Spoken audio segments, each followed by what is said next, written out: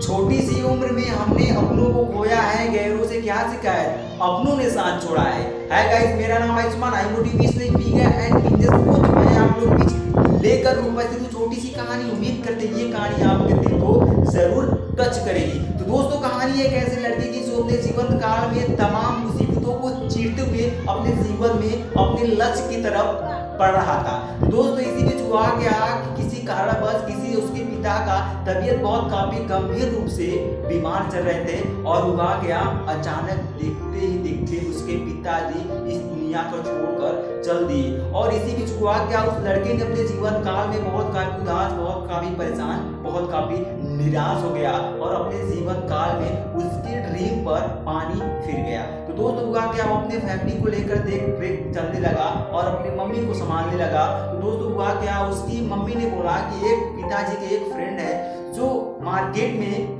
जो एक आभूषण का दुकान खोले है, वहां पर जाओ और छोटी मोटे आभूषण को जाकर उनको दे दो और देने के बाद जो भी कुछ पैसा मिलता है उसका लेकर आओ और अपने जीवन में अपने लक्ष्य की तरफ प्रस्थान करो। तो दोस्तों, हुआ क्या, इसी बीच उस लड़के ने अपने मम्मी का सारा गहना लेकर उस बाजार की तरफ प्रस्थान किया। जैसे ही बाजार में पहुंचे और उस चाचा जी को देखा और प्रणाम किया और चाचा जी ने कहा कि बेटा कैसे आना हुआ, तब उस लड़के ने सारी स्थिति जाकर उस चाचा जी को बताया और चाचा जी ने कहा ठीक है बेटा, मैं इस तुम्हारे माँ का आभूषण मैं तो खरीद नहीं सकता हूँ, लेकिन इसको एक अमानत के तौर पर रख सकता हूँ और तुम्हें दैनिक जीवन के खर्चा मैं बराबर देता रहूंगा। जब तुम अपने जीवन में कमाने धमाने लगना तो अपने माँ का ये आभूषण छुड़ाकर लेकर चले जाना। तो दोस्तों, हुआ क्या कि दोस्तों, इसी के लड़के ने कहा कि मैं इस उम्र में, छोटी सी उम्र में क्या कर सकता हूँ, अभी तो मेरी पढ़ने की उम्र है। तो दोस्तों, इसी बीच हुआ क्या, उस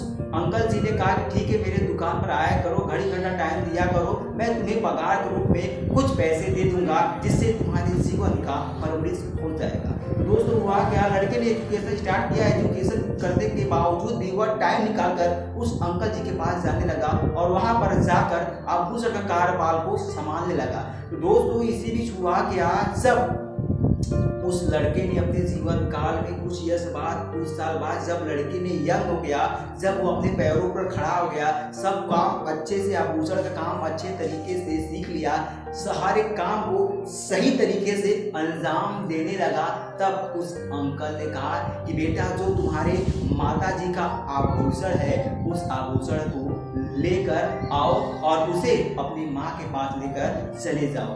दोस्तों, इसी बीच हुआ क्या, जब उस लड़के ने उस आभूषण को लेकर आया और उस सेठ के, उस अंकल जी के सामने वह आभूषण का पोटली जैसे खोला, उस लड़के के पैरों तले से जमीन खिसक गई।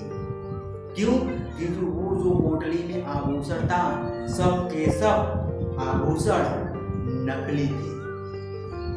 नकली थी। इतना देखने के बाद उस लड़के ने उस अंकल जी का पैर पकड़कर फूट फूट कर रोने लगा और कहा कि अंकल जी, आप तो सब कुछ जानते थे कि क्या असलियत है और क्या गलत है, फिर भी आपने इस हालात में आपने मेरा सपोर्ट किया, मेरा मदद किया, मैं आपका जीवन भर आभारी रहूंगा। तो दोस्तों, तब उस लड़के ने कहा कि अंकल जी, आप उसी वक्त क्यों नहीं बताए। तब उस अंकल जी का सवाल जवाब सुनिएगा। अंकल जी ने कहा कि बुरे वक्त में अगर मैं तुम्हें ये चीज दिखा देता, बुरे वक्त में तुम्हें मैं ठुकरा देता, तुम्हारा मदद नहीं करता, तुम कहते ये अंकल कैसे हैं, हमारे पिता के मित्र हैं, फिर भी हमें सपोर्ट नहीं कर रहे हैं। इसीलिए मैंने कहा कि क्यों ना तुम इस कार्यपाल को संभाल लो, अच्छे तरीके से नॉलेज हो जाए, खुद ही तुम परख लो कि ये क्या चीज है। दोस्तों, उम्मीद करते हैं कि हम अपने जीवन काल में, जिसके कोई नहीं होता है उसका भगवान होता है, कहीं न कहीं जीवन में अगर दुख है तो सुख भी है, अच्छाई है तो बुराई है। जीवन में चारों तरफ जो भी आशा है,